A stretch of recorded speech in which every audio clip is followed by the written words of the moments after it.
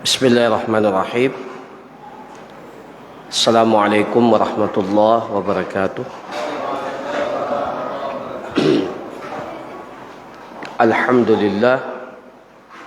Alhamdulillahi rabbil alamin, wal aqibatu lil muttaqin,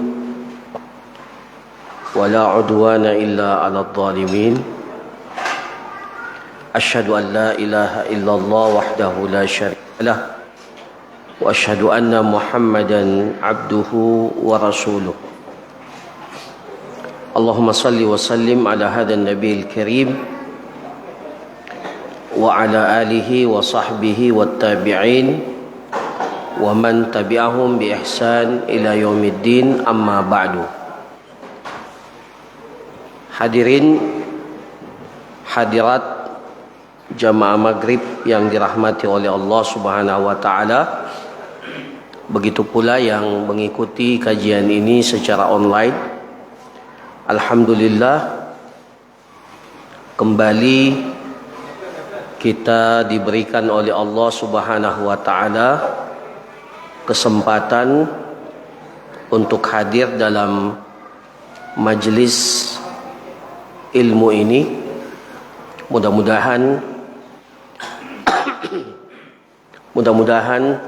usaha kita, langkah-langkah kita mendatangi majelis ilmu mendapatkan ganjaran dan pahala yang berlipat ganda di sisi Allah Subhanahu wa ta'ala. Selain tentunya kita hadir untuk melaksanakan salat maghrib berjamaah, kemudian sebentar kita akan salat isya berjamaah pula. Materi kita pada malam hari ini masih terkait dengan pembahasan pernikahan, di mana pada pertemuan yang lalu kita telah menjelaskan hak sekaligus kewajiban suami istri. Apa saja yang menjadi hak istri, ini sudah kita jelaskan. Hak suami pun sudah kita jelaskan. Maka di antara hak-hak itu, ya, di antara hak suami dan hak istri, ada hak-hak yang sifatnya mustarakah. Hak-hak yang sifatnya kedua pasangan suami istri memiliki hak sama. Ya, memiliki hak yang sama. Kaidahnya apa?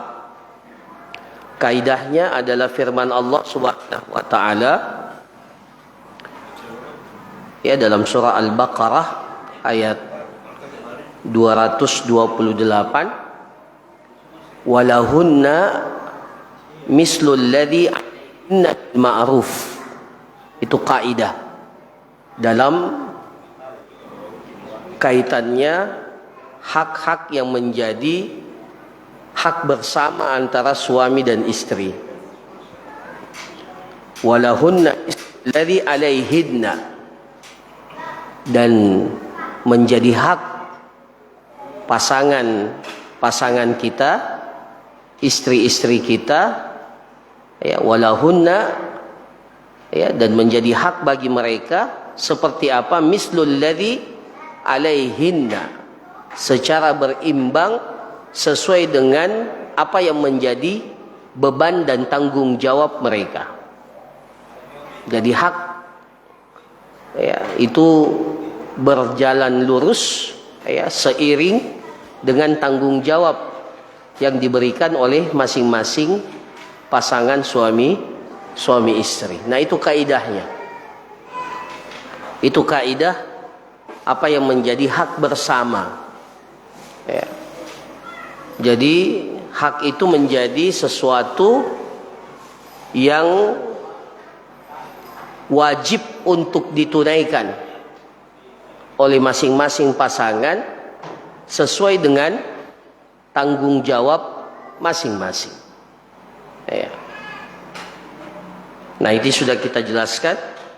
Dan ya, yang terakhir sebelum kita pindah kepada pembahasan tentang walimah, yang terakhir, kalaupun ternyata dalam perjalanannya ya, dalam perjalanan kita bermuasyarah, berhubungan suami istri, ternyata terdapat kekurangan-kekurangan ya, maka tugas kita adalah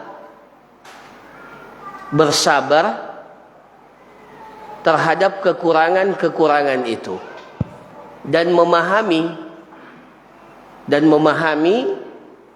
bahwa setiap manusia pasti memiliki kelebihan dan kekurangan. Selalu kita nasihatkan pasangan suami istri, kita ini menikah bukan dengan malaikat. Pasangan kita ini adalah manusia, bukan malaikat. Ya. Bukan malaikat. Artinya selama dia manusia pasti memiliki kekurangan dan kesalahan. Makanya ada kaidah yang disebutkan dalam kitab ini. Ya. Wa ashiruhunna bil ma'ruf. Ya. Bermuasyaralah, ya. Ya. Lakukanlah hubungan dengan istri-istri kalian itu dengan cara yang baik, bil ma'ruf. Fa in karihtumuhunna, kalau ternyata engkau mendapati sesuatu yang engkau tidak senangi pada diri mereka, fa in karihtumuhunna, ya. Jadi kalau kita mendapati sesuatu yang kita benci, yang kita tidak senangi, fa in karihtumuhunna. Begitu pula sebaliknya, istri mendapatkan sesuatu yang dia tidak senangi pada suaminya. Maka apa? Kata Allah Subhanahu wa taala, kaidahnya apa? Fa asa an takrahu syai'an wa yaj'alallahu fihi khairan katsira. Maka bisa saja engkau membenci sesuatu pada pasanganmu, tetapi di balik kebencianmu pada sesuatu itu ada kebaikan-kebaikan yang akan diberikan oleh Allah Subhanahu wa taala. Ya. Jadi tidak ada pasangan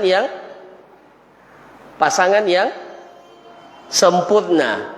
Kata orang Arab, man talaba akhan bila aibin baqiya bila akhin. Barang siapa yang mencari teman, ini dalam konsep pertemanan. Barang siapa yang mencari teman, mencari sahabat tanpa aib, tanpa cacat, maka selamanya dia tidak akan dapat teman. Ya. Namanya teman, namanya pasangan itu pasti punya kekurangan, punya aib. Maka kaidahnya apa? Allah sudah kasih. Fa in karihtumuhunna, apabila engkau membenci sesuatu pada pasanganmu, baik seorang suami pada istrinya atau sebaliknya, fa asa an takrahu syai'a, maka bisa saja engkau membenci sesuatu itu, tetapi di balik kebencian itu Allah menyiapkan sebuah kebaikan yang sangat, ya, wa yaj'alallahu fihi khairan katsira, bukan satu kebaikan, kebaikan yang banyak. Ya, khairan katsira. Ya. Sebagian para ulama tafsir, ya, itu menafsirkan salah satu di antaranya adalah, Ya, meskipun kita benci sesuatu pada istri kita, ada yang kita tidak senangi pada istri kita. Tapi di balik itu, ya, di balik itu pasti ada kebaikan yang luar biasa. Di antaranya adalah yang disebutkan, setelah itu engkau akan mendapatkan keturunan dari wanita itu. Dan kita tidak tahu betapa besar kebaikan-kebaikan yang kita dapatkan dari keturunan yang dilahirkan oleh pasangan istri kita tersebut. Ya. Itu salah satu di antaranya. Ya. Jadi sabar. Ya, sabar kalau ada sesuatu yang kita tidak senangi. Baik dari sisi khalqi, dari sisi apa? Dari sisi bentuk postur tubuhnya, ya, dari sisi apa namanya? Ya, ketampanan, kecantikan tidak sesuai dengan standar yang kita inginkan. Sabar. Ya, selama kita sudah berakad dan telah memilih dia, bersabarlah. Begitu pula mungkin dari sisi perangainya, ya, ada perangai, ada akhlak, ada sesuatu yang kita tidak senangi. Selama masih bisa ditolerir, masih bisa difahami, maka bersabarlah. Ya, mungkin saya pernah cerita ya tentang seorang alim, ya, yang dikunjungi oleh seorang muridnya. Kemudian ketika muridnya ini berkunjung kepada sang alim ini, sang muridnya takjub mendapati bahwa ternyata sang alim ini, seorang ulama ini, itu memiliki anak yang sangat berbakti. Memiliki anak yang sangat berbakti. Sudah saya ceritakan tadi? Ya, kalau sudah berarti pengulangan. Seingat saya pernah sampaikan. Tapi tidak apa-apa kita ulangi. Jadi ketika tamu ini, sang murid ini bertamu ke rumah gurunya, sang alim ini, dia takjub, ternyata sang alim ini punya anak yang luar biasa berbakti. Dia takjub dengan ketaatan dan kepatuhan anak sang alim ini. Maka dia coba bertanya. Wahai guru, saya takjub. Ya, saya takjub dengan anakmu yang begitu taat dan patuh kepadamu. Ya, mungkin pada saat itu dia lihat ya bagaimana kepatuhan anak itu kepada ayahnya, kepada gurunya. Maka dia bertanya, apa resepnya? Apa resepnya sehingga engkau mendapatkan anak yang begitu penurut, yang begitu taat, yang begitu patuh, berbakti kepadamu? Apa resepnya?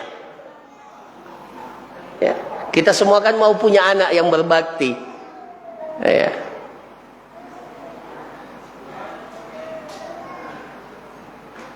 Maka apa jawaban gurunya? Ya, jawaban gurunya, dia katakan kepada muridnya ini, saya dapatkan anak ini, saya mendapatkan rezeki, saya dapatkan kemuliaan, mendapatkan seorang anak yang begitu taat, yang begitu penurut, berbakti kepada saya, setelah saya bersabar di hadapan istri saya, setelah saya menikahinya. Saya tidak ingat berapa persis ya, 15 atau 30 tahun, saya tidak ingat berapa, yang penting sangat lama. Selama saya menikah dengan istri saya tidak pernah mendapati istri saya tersenyum di hadapan saya, dan saya bersabar.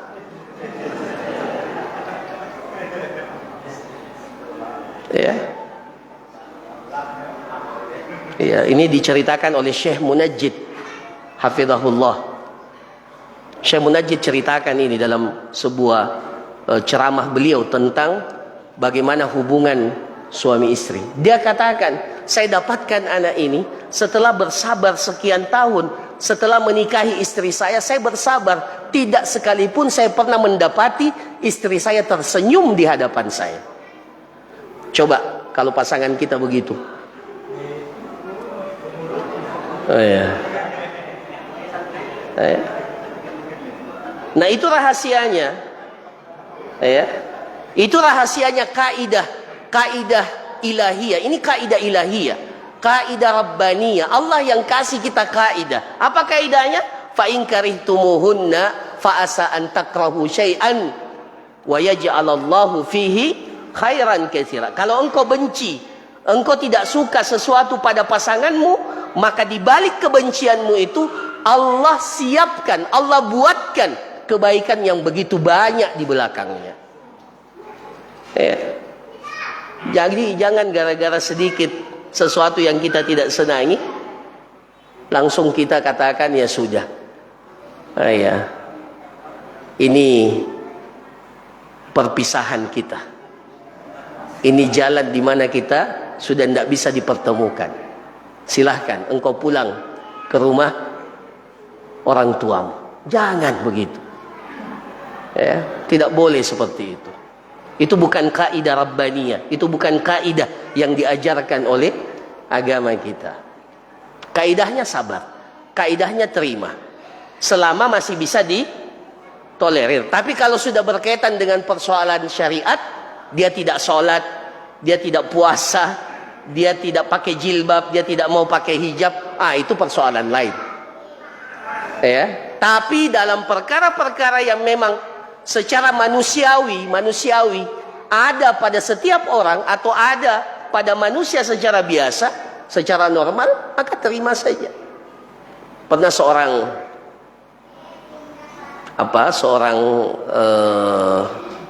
di masa pemerintahan Umar bin Khattab, ya, dia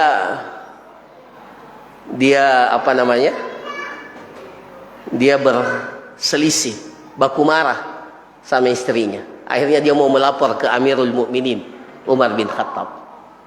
Sesaat dia sampai ke rumah Umar bin Khattab, ternyata dia dengar istri Umar bin Khattab marah-marah kepada Umar bin Khattab. Akhirnya dia tidak jadi melapor. Ternyata Amirul Mukminin juga dimarahi sama istrinya. Suatu ketika setelah itu dia tanya, "Wahai Amirul Mukminin, pernah saya punya masalah dengan istri, saya mau melapor sama Anda. Ternyata pada saat saya mendekat ke rumah Anda, saya dengarkan istri Anda memarahi Anda. Tapi Anda tidak marah, Anda tidak melawan. Apa rahasianya?" Kata Umar bin Khattab, "Saya ingat, ya, kalau istri saya marah, saya ingat. Ternyata yang menyiapkan makanan buat saya adalah istri saya. Iya. Yang mencucikan pakaian saya adalah istri saya." Maka semuanya itu kalau ingat itu, kemarahan itu akhirnya hilang. Karena ingat bahwa begitu banyak kelebihan-kelebihan yang dimiliki oleh pasangan kita. Jadi ingat kebaikannya. Nah, itu juga salah satu kaidah dalam Al-Quran. Wala tansawul fadla bainakum. Jangan lupakan. Ya, ayat ini para ikhwah sekalian, hadirin sekalian, wala tansawul fadla bainakum. Itu disebutkan oleh Allah ketika pasangan suami istri itu ingin bercerai. Ya, ingin bercerai. Apa kata Allah? Wala tansawul fadla bainakum. Jangan engkau pernah lupakan kelebihan masing-masing pasangan kalian. Ya, jadi kalau ada salahnya, ada kekurangannya, ingat apanya? Ingat kebaikannya. Istri saya ini sabar sekali. Ya, meskipun ada sesuatu yang kita, ya, kadang nafkah yang saya berikan tidak cukup. Ya, tapi dia tetap bersabar, tidak pernah menuntut. Itu kan kelebihan. Ya, itu kelebihan. Ya. Kita juga penghasilannya pas-pasan. Tidak pernah mencukupi apa menjadi kebutuhan istri. Tapi istri kita tidak menuntut. Itu artinya apa? Istri kita memiliki kelebihan. Meskipun dia punya kekurangan. Ya. Kalau kita bayangkan bahwa istri kita ini yang mengandung anak kita 9 bulan. Mau digantikan 1 hari saja kita tidak sanggup itu. Ya, coba itu bawa apa itu? Kelapa, ya. Kelapa yang berat itu. Satu hari saja kita gantung di perut kita yang laki-laki ini, bapak, suami. Sanggup enggak? Mereka bawa itu, mulai dari bulan pertama masih ringan, bulan kedua masih ringan, bulan ketiga, bulan keempat mulai berat, bulan kelima, apalagi kalau bulan 8, bulan 9. Itu semuanya tidak enak. Ya, kita saja yang lihat istri kita ya. Kita lihat istri kita pada saat bulan ke-8, bulan ke-9, mau tidur saja itu tidak enak. Salah posisinya, tidak ada yang enak posisinya. Ya, coba kita gantikan itu. Ya. Jadi ingat masing-masing kelebihan kita. Ingat masing-masing, kalau ada kekurangannya, kita lawan itu. Wala tansaul fadla bainakum. Jangan kalian lupakan bahwa masing-masing kalian itu punya kelebihan. Begitu pula sebaliknya istri ya. Istri juga ingat, ya meskipun suaminya ini punya kekurangan-kekurangan, ingat juga bahwa ternyata suami saya juga punya kelebihan, keutamaan yang patut untuk diapresiasi. Nah, ini para ikhwat sekalian, hadirin sekalian, terkait dengan hak-hak suami istri. Nah, kita lanjut kepada pembahasan berikutnya, dan ini pembahasan terakhir dalam bab ini ya, yaitu terkait dengan mengumumkan pernikahan. Apa hukumnya? I'lanun nikah, mengumumkan pernikahan. Dalam kitab ini dikatakan yusannu i'lanun nikah, disunnahkan untuk mengumumkan pernikahan. Jadi jangan nikah sembunyi-sembunyi. Sunnahnya apa? Diiklankan, diumumkan, disebarluaskan. Ya, tidak boleh coko-coko. Sunnahnya iklan. Ya, yusannu i'lanun nikah wa idharuhu wa isya'atuhu, dinampakkan dan disebarkan, diviralkan istilahnya kalau bahasa gaulnya sekarang. Harus diviralkan. Supaya orang tahu bahwa fulan dan fulana sudah menikah, supaya kalau dia jalan berdua-duaan orang sudah paham bahwa dia adalah pasangan suami istri. Itu maksudnya. Ya, jadi ya, bahkan ya, disunnahkan untuk apa? Dipestakan. Ya, bahasa kita dipestakan. Bahkan dalam ini wadarbu alaihi bidduf, disunnahkan dipukul apa itu? Rebana. Ya, saking pentingnya mengumumkan pernikahan itu, disunnahkan hukumnya. Ya, bahkan dalam hadis Rasulullah sallallahu alaihi wasallam, faslun ma bainal harami wal halal, as-saut wad-duf fin nikah. Di antara yang membedakan perkara halal dan haram, ya. Jadi bedanya halal dan haram itu apa? As-saut, bolehnya ada suara, ya, ada lantunan, ada ya kalau kita seperti sekarang nasyid, ya. Wad-duf fin nikah, dan memukul rebana dalam pernikahan sebagai tanda bahwa di situ ada pesta pernikahan. Tapi tidak boleh yang berlebihan. Nanti kita jelaskan beberapa syarat walimah itu ya. Nah, ya. Nah, jadi itu hukum asalnya. Apa hukum walimah? Jadi iklan, mengumumkan pernikahan itu hukumnya apa? Sunnah. Nah, walimah itu apa? Walimah itu perjamuan, menyiapkan makanan untuk acara pernikahan. Itu perjamuan namanya. Itu namanya walimah. Kalau tadi mengumumkan itu dengan cara menyebarkannya, bahkan kalau perlu pukul rebana. Iya. Itu boleh supaya orang tahu bahwa di situ ada pernikahan. Iya. Tapi jangan seperti yang sekarang ini ya, sewa apa itu? Aduh.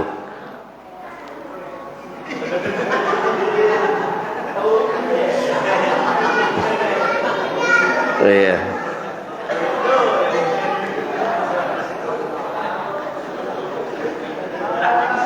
Iya, jadi ya kalau itu memang wajib diingkari atau wajib dihilangkan. Ya. Apa itu al-walimah? Al-walimah itu artinya ta'amul urs, makanan yang disiapkan pada perjamuan pernikahan. Yud'a ilaihin nas wa yajma'un, dan memang sengaja kita memanggil orang dan mengumpulkan orang. Itu namanya walimah. Ya. Hukumnya apa walimah?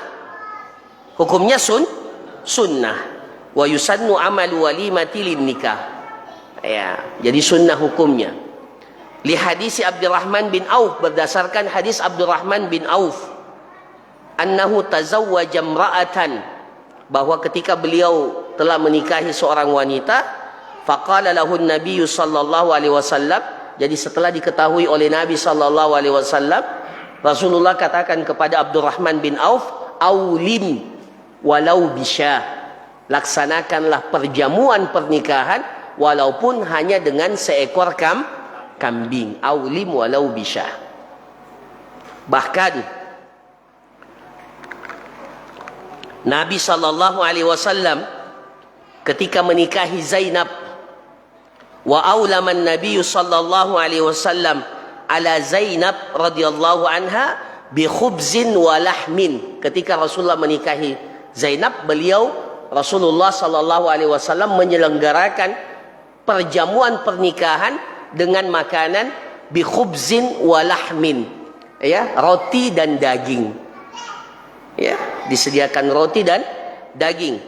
Wa aulaman Nabi sallallahu alaihi wasallam ala ba'dhi nisaihi bimidyanin min sya'ir, dan bahkan Rasulullah SAW melaksanakan perjamuan makanan pada saat pernikahan dengan sebagian istri beliau dengan makanan yang terbuat dari syair, dari sejenis gandum, dari sejenis gandum, jadi dibuatkan makanan.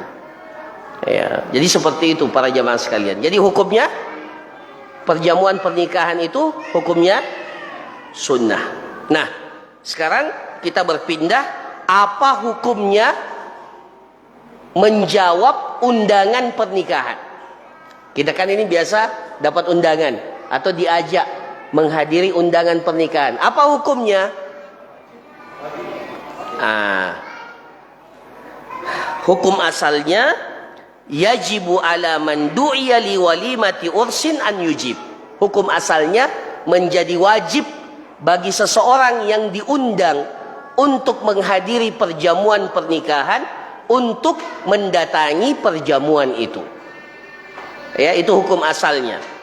Berdasarkan hadis Ibnu Umar, li hadis Ibnu Umar radhiyallahu anhuma annahu qala, beliau mengatakan, qala Rasulullah sallallahu alaihi wasallam, Rasulullah sallallahu alaihi wasallam bersabda, idza du'iya ahadukum ilal walimati falyatiha.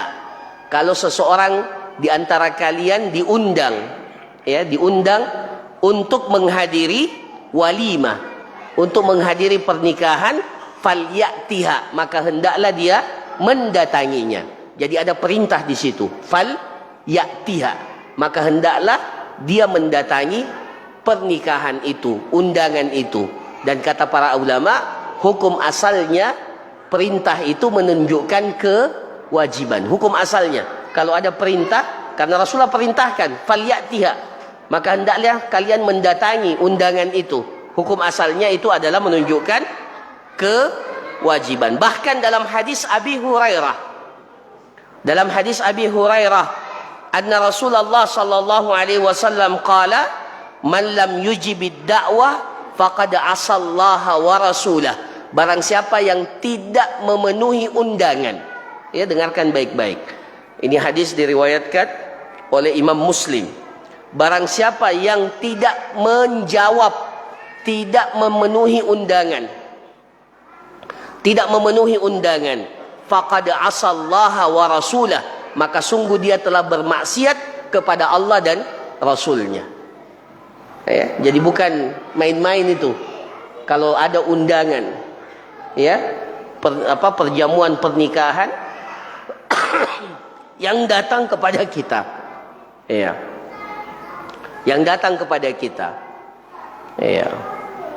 Maka hukum asalnya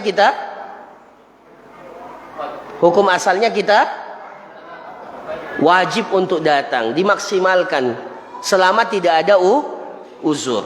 Nah, sekarang perlu kita tahu apa syaratnya. Syaratnya kita mendatangi dan wajibnya kita hadir pada perjamuan pernikahan. Ada 6 syaratnya. Sehingga kita dikatakan wajib untuk menghadiri perjamuan pernikahan itu. Ada 6 syaratnya. Ya, disebutkan dalam kitab ini. Yang pertama adalah bahwa walimahnya itu antakuna hiyal walimatul ula. Ya, bahwa dia itu adalah perjamuan yang dilakukan di hari pertama.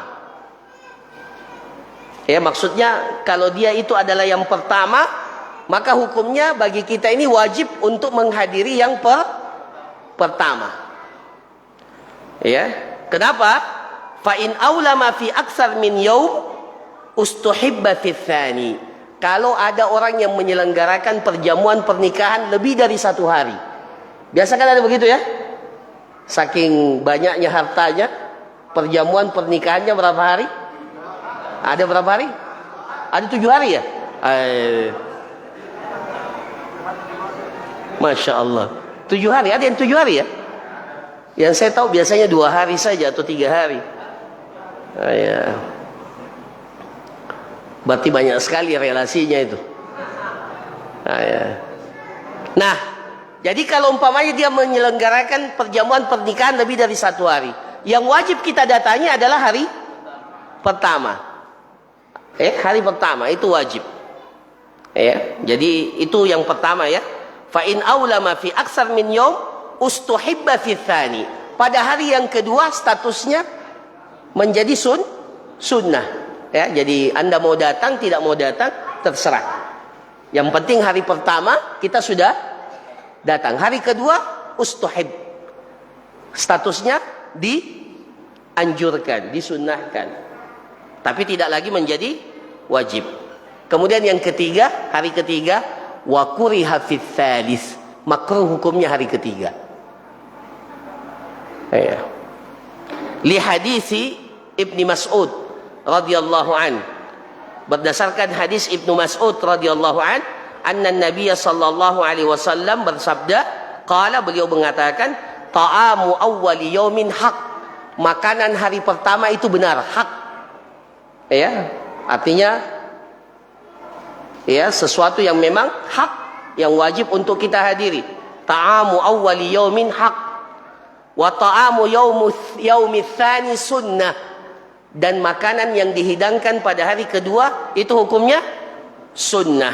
Wa ta'amu yaumis salis sum'ah. Tapi kalau sudah hari ketiga itu sum'ah. Apa itu sum'ah? Sama dengan riya, sombong, ingin dikenal, oh memang orang kaya ini. Nah, jadi para jamaah sekalian, bagusnya memang kalau antum punya uang berlebihan, ya, walimah itu cuma berapa hari? 2 saja. Ya, jangan sampai 3 hari. Kalau 3 hari itu kata Rasulullah, sum'ah itu yang ketiga. Apa ini?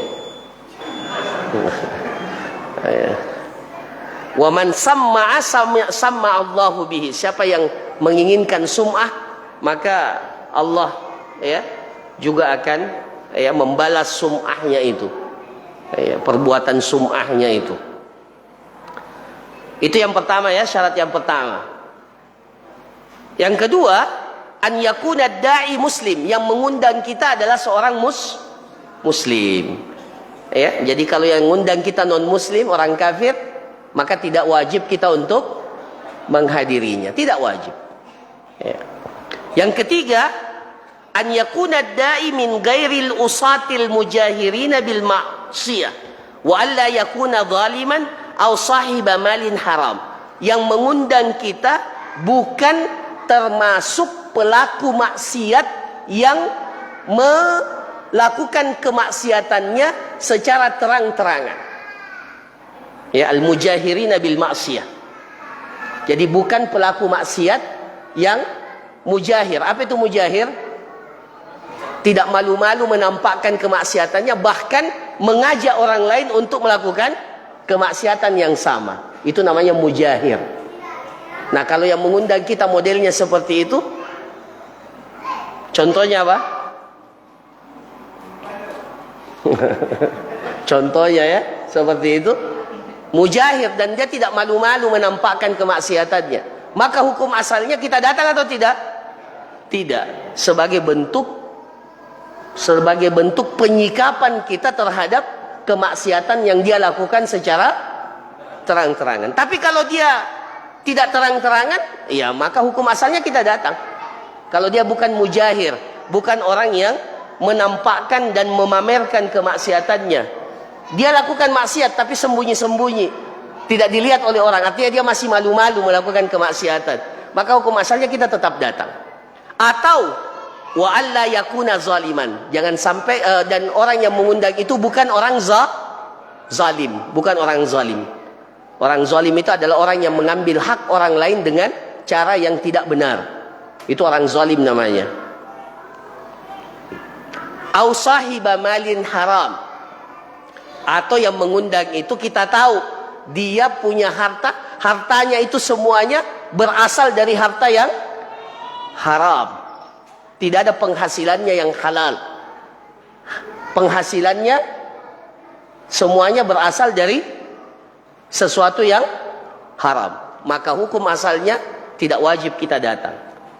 Ya, selama yang mengundang itu masuk dalam kriteria yang kita sebutkan. Jadi ada berapa orang? 3. Mujahir ya, orang yang terang-terangan melakukan kemaksiatan, atau orang zalim, atau hartanya itu keseluruhannya berasal dari yang haram. Tapi kalau bercampur hartanya, ada yang haram, ada yang halal, hukum asalnya boleh kita datang, ya, boleh, dan tetap kita datangi. Karena tidak bisa juga kita pastikan, oh ini ayamnya dari, kan tidak bisa kita katakan ini ayam dari harta yang haram, oh ini sayurnya dari harta, bisa tidak kita pastikan itu? Karena susah itu, maka hukum asalnya kita datang, ya, kalau hartanya bercampur.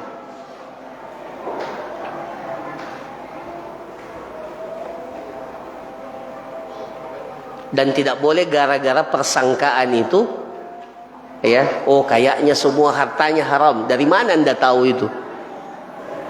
Kecuali Anda betul-betul tahu bahwa memang ini orang tidak ada penghasilannya kecuali yang haram. Umpamanya dia rentenir ya, dan kita tahu tidak ada pekerjaan yang lain kecuali rentenir. Apa bahasa Makassarnya rentenir?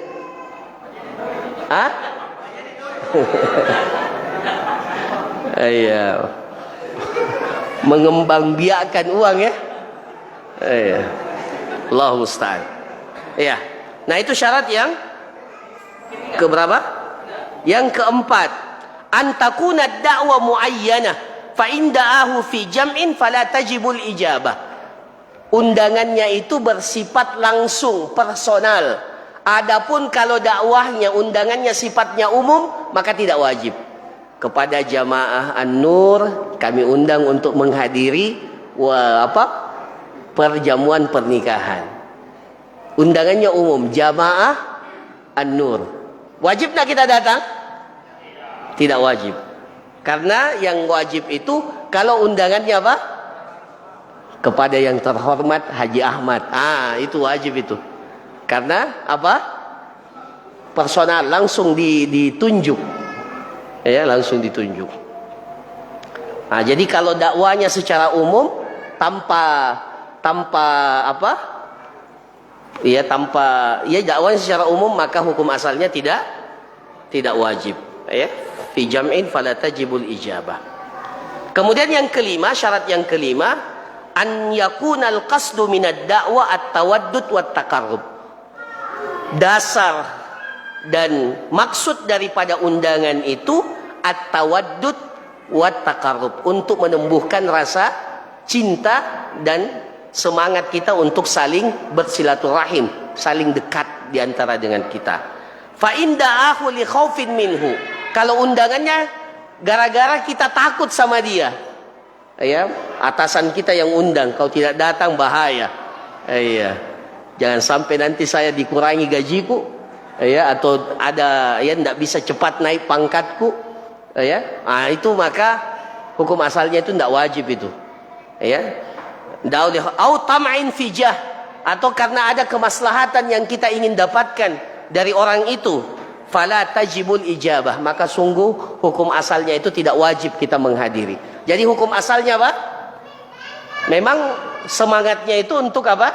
Saling mencintai dan saling ingin kekerabatan, silaturahim di antara kita. Itu syarat yang keberapa? Kelima. Syarat yang terakhir.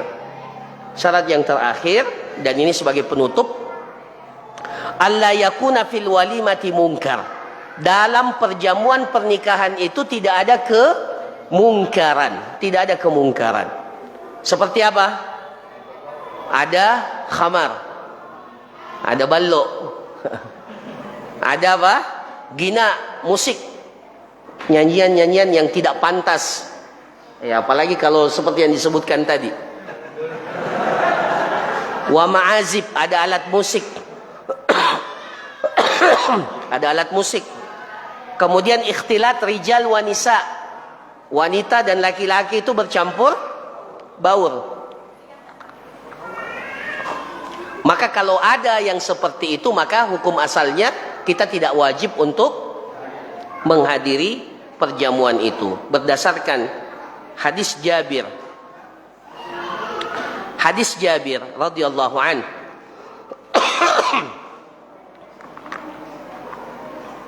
Ya, diriwayatkan dari Imam Ahmad.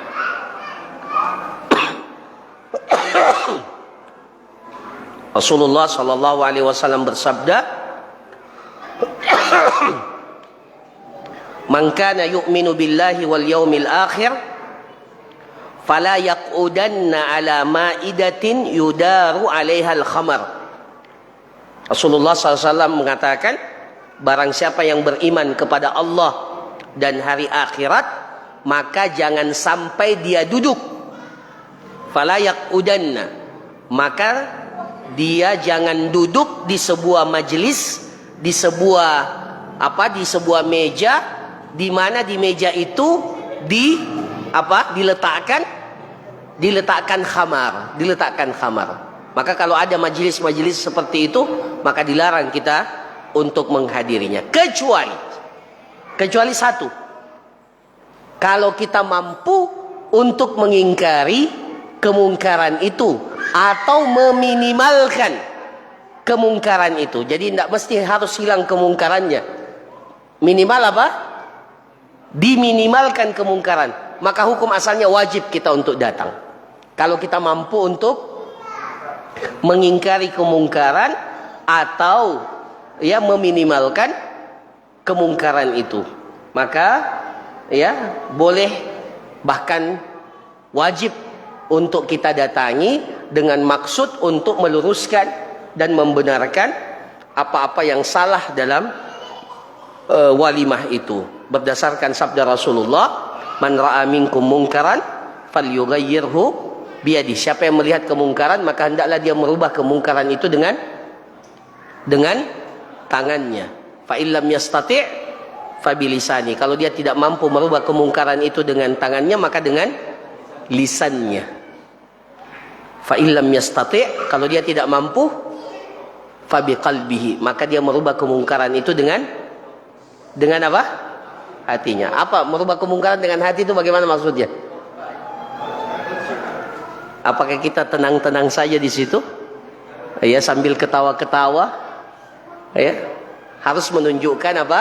Rasa tidak senang terhadap kemungkaran itu. Wadzalika adaful iman, ketahuilah itulah selemah-lemahnya iman. Alhamdulillah, kita sudah selesai pada dari bab yang kedua.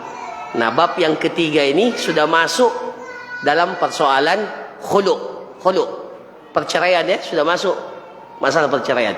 Tapi kalau kita bahas pekan depan ini, kelihatannya waktunya tidak cukup. Setelah itu kita akan masuk bulan Ramadan. Maka insya Allah untuk pekan depan ada dua pilihannya. Tidak ada pengajian sama sekali. Kan masih belum Ramadan kan? Masya Allah. Hafizahullah. Iya. Jadi pilihannya dua. Kita tidak ada pengajian. Ya terserah ini nanti panitia yang ngurus, pengurus. Atau kalau mau pengajian mungkin materinya yang lain. Spesial Ramadan yang lain. Khusus Ramadan saja. Mungkin bisa itu, ya. Karena kelihatannya belum masuk Ramadan. Kita itu puasa kalau tidak Sabtu hari Ahad kelihatannya. Kalau tidak Sabtu hari Ahad. Saya kira demikian para jamaah sekalian yang dirahmati oleh Allah. Sebelum kita tutup saya persilahkan pertanyaan. Tadi sudah ada pertanyaan. Di mana saya taruh? Oh ini.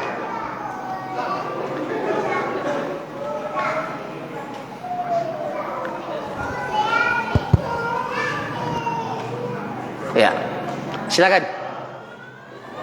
Iya, silakan. Atau iya, silakan. Siapa saja. Iya. Bismillahirrahmanirrahim. Assalamualaikum Ustaz. Assalamualaikum. Yang kami ingin tanyakan ini, kalau di walimah Ustaz, kan mungkin pada zaman dahulu itu duf atau rebana. Bagaimana dengan sekarang? Apakah bisa itu rebana dikiaskan dengan gendang Makassar? Atau begini maksud kami Ustaz, minimalisir daripada elektron ambil mending gendang Makassar. Gendang ya. Makassar. Kayak bagaimana itu gendang Makassar? Yang pagandrang biasa Ustaz yang iya. Iya. Oke. Kalau memang tidak bisa diingkari karena biasanya gendang itu ada pasangannya juga. Ada macam-macam ya.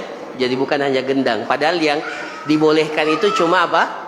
Rebana. Rebana itu pun tanpa apa itu yang apa gemerincingnya itu tanpa itu. Itu cuma itu saja. Dan itu pun sebenarnya yang diperintahkan itu di wanita saja, laki-laki enggak. Ya, di laki-laki enggak. Kalau mau yang begitu ya, model rebana itu dan ada nyanyian, ada hiburan. Itu di wanita saja. Biasanya wanita yang suka seperti ini. Kalau laki-laki kan sukanya perang.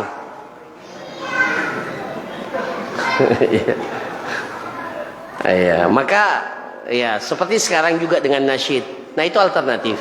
Itu alternatif. Artinya kalau tidak bisa secara keseluruhan, minimal yang seperti itu bisa ya dimaklumi. Kalau tidak bisa dihilangkan sama sekali.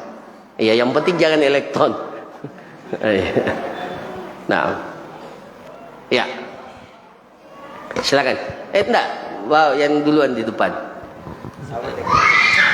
Yang saya mau tanya Ustaz, kadang ada biasa undangan walimah, kita sudah datang ke rumahnya, tapi misalnya datang waktu sholat, ketemu di masjid, dipanggil lagi. Maksudnya? Dipanggil lagi ke rumahnya untuk makan. Apa itu tidak termasuk? Maksudnya sudah makan sebelum sebelum sholat? Iya. Setelah masuk waktu sholat yang lain, ketemu dipanggil lagi. Apa itu tidak termasuk tadi? Lagi. Yang penting dia hari pertama. Oh iya. Iya. Hari pertama.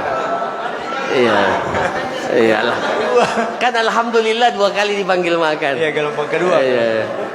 Oke. Saya jawab dulu ini ya dari akhwat. Assalamualaikum Ustaz. Waalaikumsalam.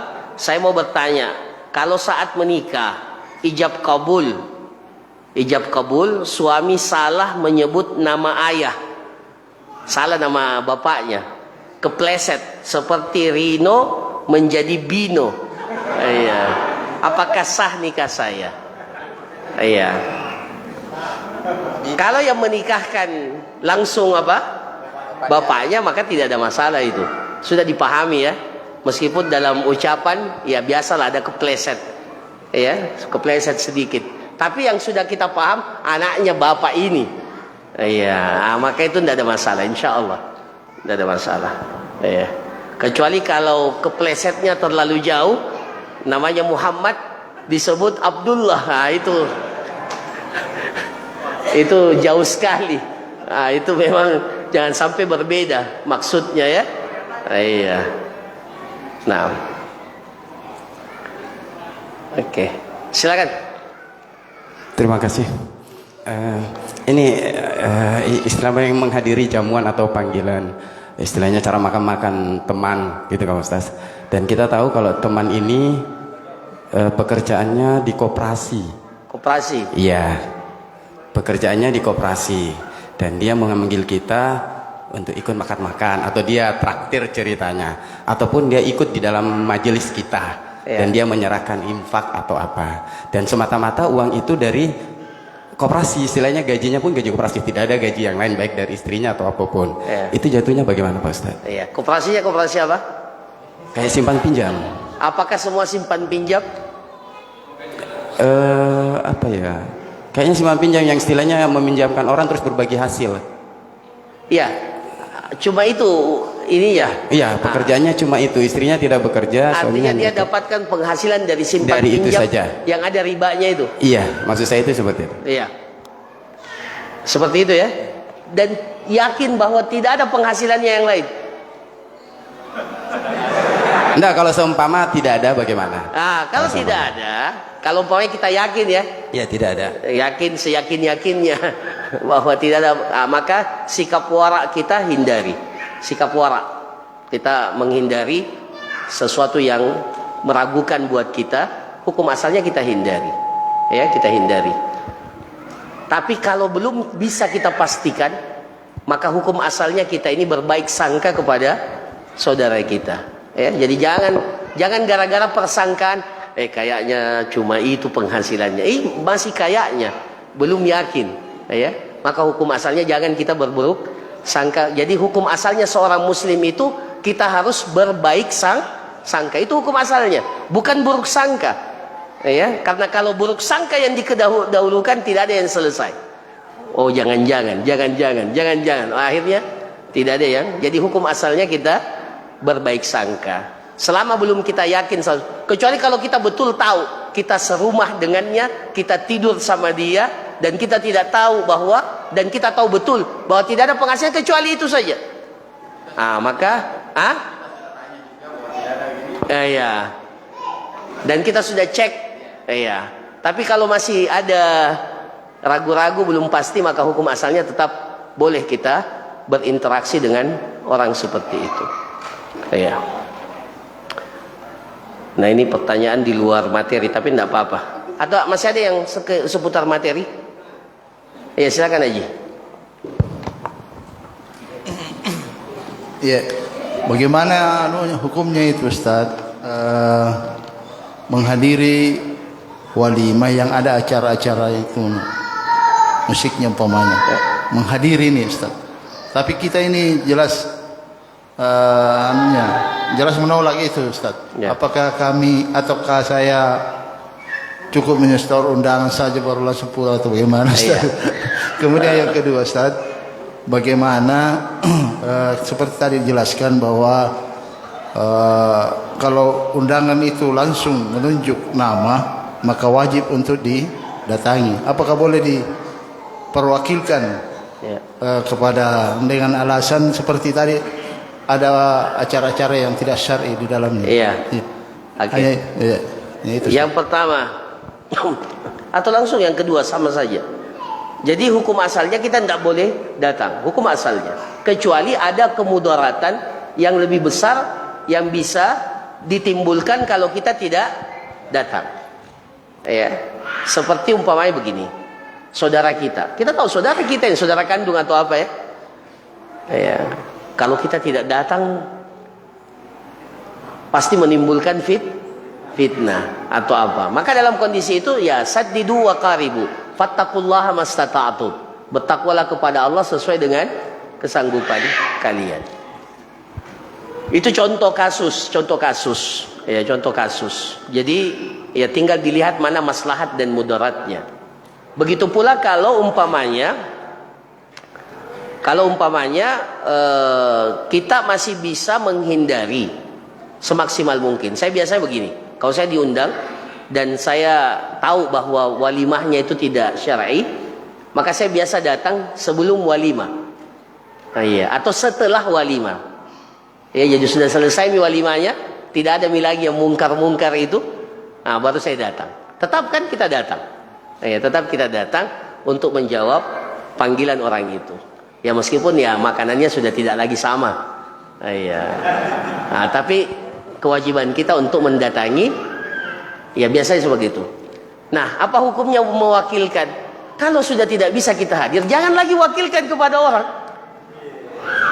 Ya itu sama, bilang kamu saja yang hadiri maksiat, saya ndak usah. Anda boleh begitu kan? Ya. Adapun titip amplop itu persoalan lain.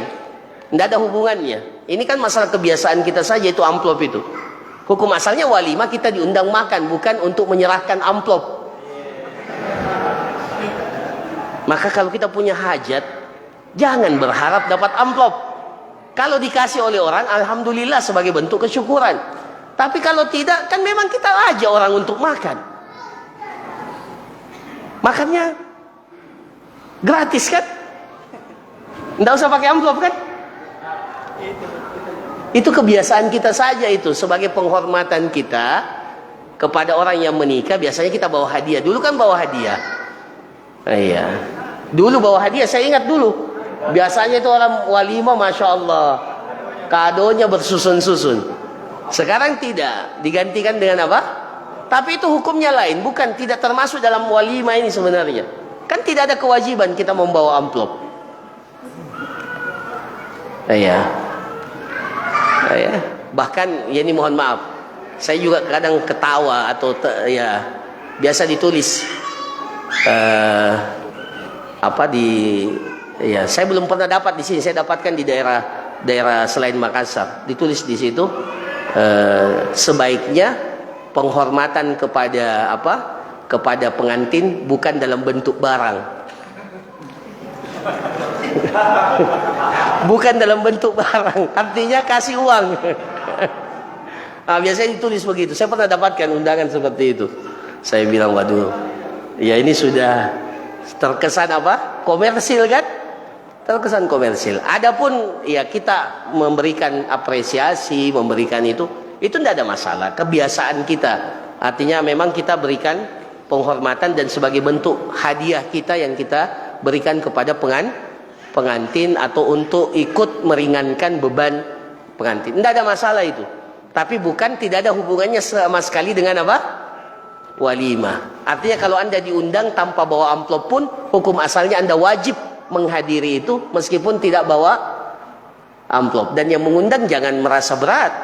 Ah, ini tidak ada amplopnya ini. Iya. Jangan. Apalagi ini mohon maaf, yang saya tahu sebagian kebiasaan di daerah itu dicatat itu. Fulan menyumbang sekian, fulan menyumbang sekian.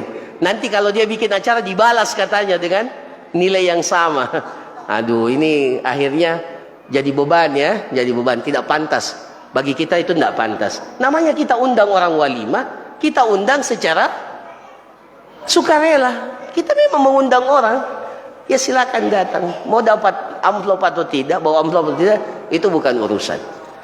Ya. Ini yang terakhir, ya meskipun ini tidak langsung terkait dengan, tapi terkait dengan hubungan suami istri. Afwan Ustaz, sekaligus ini nasihat ya. Yang terakhir, bagaimana menyikapi suami yang jika di rumah, nah ini bapak ini suami ya, yang jika di rumah lebih sering main HP dibanding bermulazamah dengan anak dan istrinya. Sudah tahu jawabannya kan? Sudah tahu jawabannya? Nah, ya. Kalau tidak tahu jawabannya berarti keterlaluan. Tidak pantas.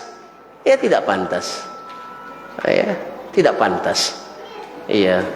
Ya sudahlah, kita ini sudah seharian bekerja di luar. Ya, ketika di rumah semaksimal mungkin. Ya, kurangi interaksi kita dengan HP. Kalau perlu itu HP dimatikan. Ya, sudah menjadi hak pasangan kita, hak anak kita untuk apa? Kita pergauli mereka dengan pergaulan yang baik, mendapatkan pengayoman dari kita. Kalau sampai di rumah yang kita kerja apa? HP saja, waduh. Kapan? Ya, kapan? Akhirnya anaknya besar, anaknya tumbuh berkembang, naik kelas, dia tidak tahu kelas berapa mi anak tak. Kayaknya